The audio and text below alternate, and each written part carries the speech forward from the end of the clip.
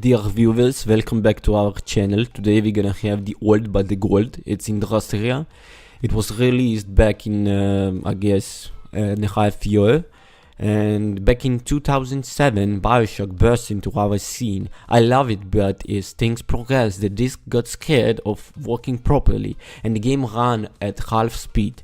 Sometimes I had to reboot it again and again. It didn't matter because I was so involved in the story, the world, and the game that the problems right away into the nothing. So the same is fun, but with industry. Not because the disc is knacked here, but there is a chance many will get annoyed with the certain things, no doubt finding it infuriating and give up. But not me. Industry isn't broken as that old Bioshock disc, but it certainly has some problems. The thing is, I still love it. Industria harks back to a point in time, mostly in 2000s, where we were always with the first-person shooters complemented by a linear adventure. Bioshock and the Half-Life 2 are the two games that remind me of Industria.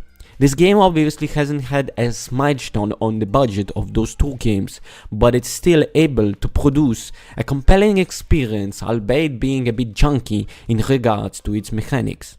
The story starts with us in Berlin in 1989, on the eve of the fall of the Berlin Wall. You play a woman called Nora, who lives in the Soviet-controlled East Berlin, living nearby to the scene's facility where she works.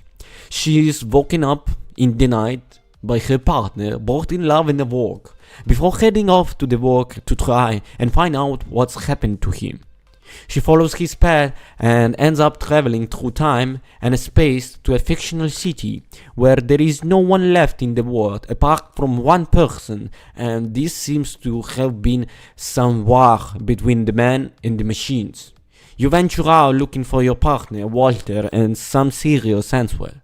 The story narrative arc and writing are particularly good, both with its words but also regards the visual storytelling.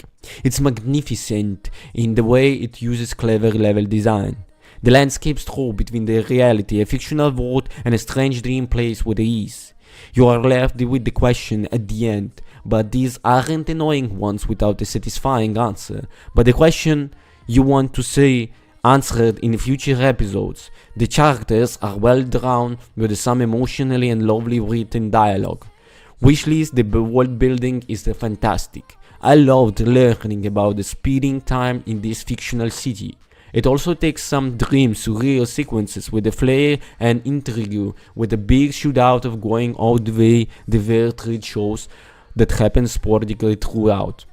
You have a choice at the start of the game whatever to run on normal or on hardcore. Hardcore makes the game harder, but it also means you have limited save points throughout the game, like the troop fighters in the Resident Evil. This isn't something which is particularly needed apart from the strong-hearted, because Industria is already tricky due to a limited ammo, and even with the auto-save points, it means a lot of reloading stints when you die. Industria works as first-person shooter, walking, racking, crouching. There is a combat in the terms of utilizing shotguns in the rifles. You even have to pickaxe to break boxes and open doorways by hacking down boards. There are some very puzzles to solve and a bit of find this project to open a doorway or operate a machine. Everything about the gameplay works, but it's not just a polished or fun as a AAA game would be.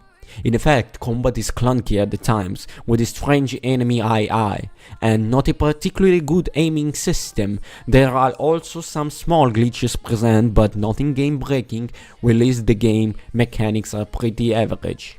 But as mentioned earlier, none of this stopped me from having a great time playing through the 5-hour experience that Industria brings. Visually, it's ambitious in terms of what the development team creates, especially in the interesting and varied world. I love the city you end up with the abandoned rooms, country rides, and strange machines littered around from a war that happened to you never see. The machines you fight are a good mix as well, from little fast bombers to lumberjing droids. However, the real standout moments are the more surreal sections set in the mysterious library and strange theaters.